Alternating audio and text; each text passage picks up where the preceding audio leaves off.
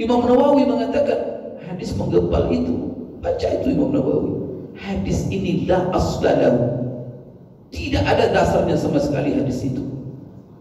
Maka hadis itu hukumnya maudhu. Datang dia sekarang, dia bilang hadis ini hasan katanya. Dia amalkan oleh pengikutnya. Dia baju tinju solat. Sekarang mana yang lebih kuat? Ulama dia ikut dengan Imam Nawawi. Bapak Ibu, nah mungkin kita ikut dia. Kenapa? Dia belajar tidak dapat ke guru, Pak. Dia otodidak belajar. Padahal otodidak itu, kalau orang belajar otodidak, salahnya lebih banyak dari kalau Imam Nawawi jelas gurunya, dia ini tidak jelas gurunya. Saya bilang kalau siapa? Syekh Albani. Ikutnya Syekh Albani, tinggalkan Imam Syafi'i, Imam Nawawi. Tinggalkannya Hafiz Ibnu Hajar, raja dalam ilmu hadis. Allah, itulah nyasarnya sekarang orang sekarang. Kaidah-kaidah berilmu. Atau dibilangnya sunnah. Sunnah menurut Syekh Albani. Kita tertipu orang awam ini. Bismillahirrahmanirrahim.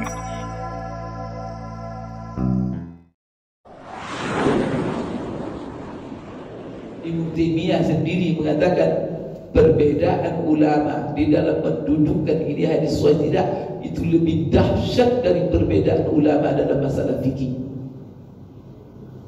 Jadi jangan nanti kalau Bapak Ibu, ini hadis sahih kata seorang ustaz, lalu sahih, belum tentu. Karena dia mensahihkan menurut ulama yang mensahihkan. Ada ulama, oleh karena itu kita melihat mana ilmu ulama itu yang lebih kuat. Bapaknya begini Pak, Imam Nawawi, contoh hadis menggempal-gempalnya. Karena ada orang bertinju sholat. Itu baru sekarang adanya, itu dulu tidak ada orang bertinju sholat. Pernah Bapak dari kecil belajar bertinju-tinju sholat? Siapa yang ngajar itu? Dari kecil tidak ada Bapak Ibu. Nah memang di mana-mana tidak ada itu. Sekarang aja muncul, dan itu di Indonesia. Itu di Pekanbaru. Yang banyak gitu. Atau sholat meloncat-loncat. Gimana itu meloncat-loncat? Terus siapa gurunya? Saya juga heran Pak. Saya 15 tahun ngaji fikih. Apa salahnya? Karena dia mengikuti orang yang tidak diikuti orang. Itu masalahnya. Jadi sunnah-sunnah menurut mereka itu ada seorang ulama, tapi orang tidak akui itu dia ulama di dalam fikih. Memang dia hebat dalam hal hadis, tapi dalam masalah fikih dia tidak jadi iktimat. Kemudian dia dalam mensuai hadis banyak sekali bertentangan dengan ulama-ulama besar. Imam Nawawi mengatakan hadis menggempal itu, baca itu Imam Nawawi, hadis inilah aslalahu, tidak ada dasarnya sama sekali hadis itu. Maka hadis itu hukumnya maudhu. Datang dia sekarang, dia bilang hadis ini hasan katanya. Dia amalkan oleh pengikutnya. Dia baju tinju solat. Sekarang mana yang lebih kuat? Ulama dia ikut dengan Imam Nawawi. Bapak Ibu, nah mungkin kita ikut dia. Kenapa? Dia belajar tidak dapat ke guru, Pak. Dia otodidak belajar. Padahal otodidak itu, kalau orang belajar otodidak, salahnya lebih banyak dari kalau Imam Nawawi jelas gurunya, dia ini tidak jelas gurunya. Saya bilang kalau siapa? Syekh Albani. Ikutnya Syekh Albani, tinggalkan Imam Syafi'i, Imam Nawawi. Tinggalkannya Hafiz Ibnu Hajar, raja dalam ilmu hadis. Allah, itulah nyasarnya sekarang orang sekarang. Kaidah-kaidah berilmu. Atau dibilangnya sunnah. Sunnah menurut Syekh Albani. Kita tertipu orang awam ini. Bapak Ibu tidak tahu. Maka bagi saya Bapak Ibu, itu kaidah ulama, ikut yang lebih kuat ilmunya. Maka itu sebabnya ulama-ulama itu mengerucut mengakui imam yang empat itu, karena menurut mereka itu yang paling. Jangan diikuti untuk sama siapa. Membuat kelompok pula. Itu jadi musibah sekarang. Mengelompok pula dengan mengikuti dia itu. Buku ini dipegang kemana-mana, buku si Albani. Sampai cara sholat Nabi bagi buku Albani ditinggalkannya konsep Imam Syafi'i. Itu mana akalnya itu?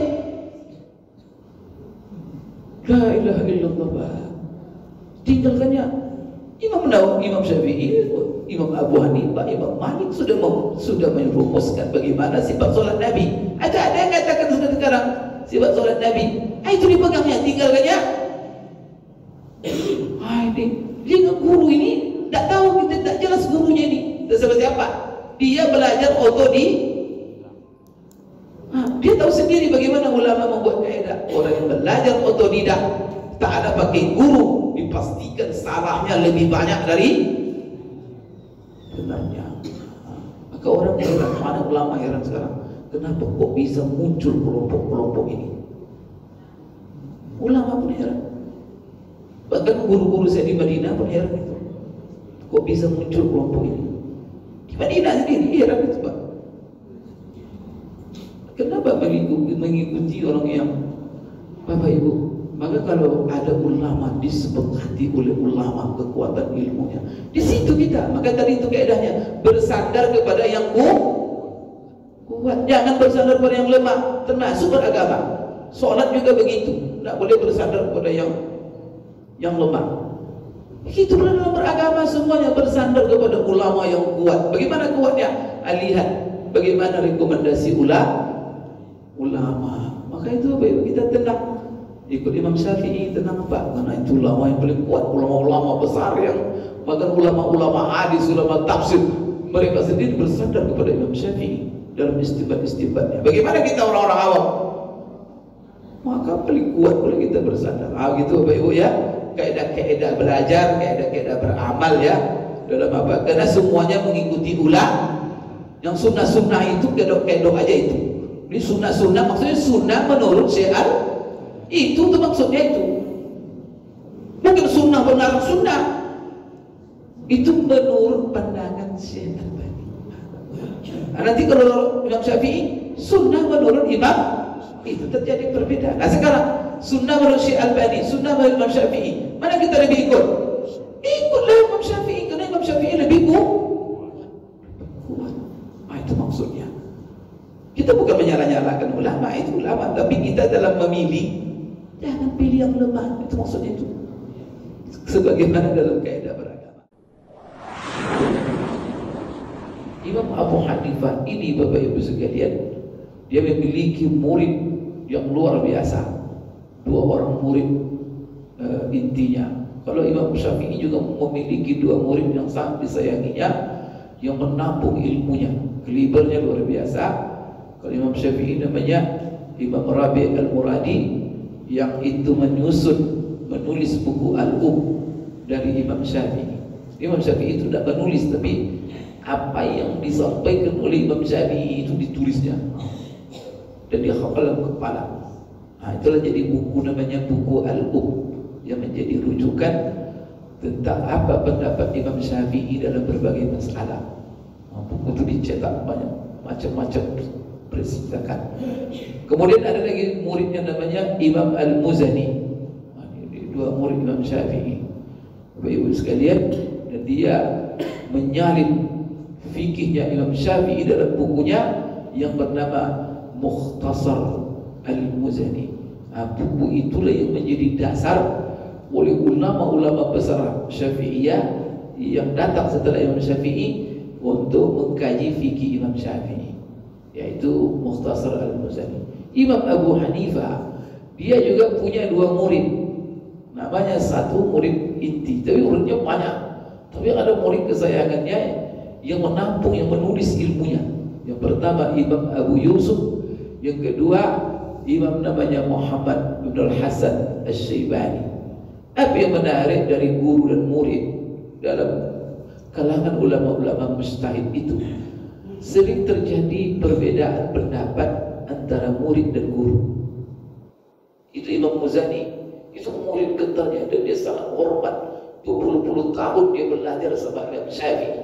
Tetapi dalam bukunya dia nukil ini pendapat Imam Syafi'i, tapi kalau menurut ijtihad saya ini. Jadi biasa itu murid berbeda dengan guru dalam masalah-masalah ilmiah. Ini menunjukkan kepada kita Bapak Ibu, bagaimana imam-imam dulu, ulama-ulama besar itu mengajarkan kebebasan berpikir, beristihad, berpendapat, bukan mengajarkan fanatik. Nah ini yang benar, yang lain salah. Tidak begitu.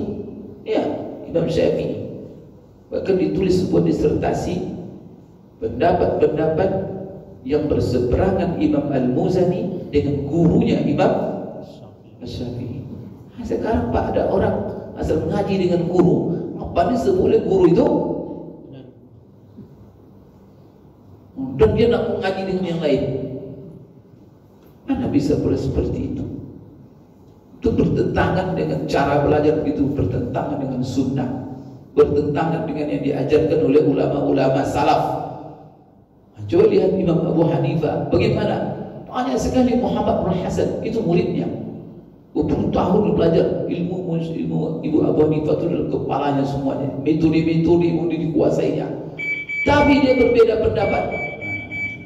Coba lihat, Imam Abu Hanifah mengatakan boleh, dia mengatakan tidak boleh. Biasa. Itu kan menurut ijtihad dia. Tapi bukan berarti dia melawan gurunya. Tidak. Jadi apa? Yang ini adalah yang sampai ijtihad saya. Barangkali guru saya, dia tidak menyalahkan, tetapi barangkali guru saya punya dalil yang tersembunyi bagi saya yang tidak saya ketahui. Tetapi sekadar yang saya ketahui inilah, dan maka saya hemat saya ini hukumnya begini. Tapi mereka punya adab. Tidak ada yang kata guru saya salah. Tidak begitu. Bapak Ibu, kalau belajar dari ulama kita itu, Masya Allah, semua kita belajar. Itu kebebasan berpikir. Itulah sebabnya Islam itu maju. Karena tidak ada Bapak Ibu sekalian, penanti-penanti buta itu tidak ada di dalam Islam, itu tidak ada. Kalau guru ini benar semua, tidak ada itu. Ayo guru jangan satu aja. Guru dengan banyak orang. Nanti sesat, ya sesat pula kita. Maka itu contoh yang luar biasa.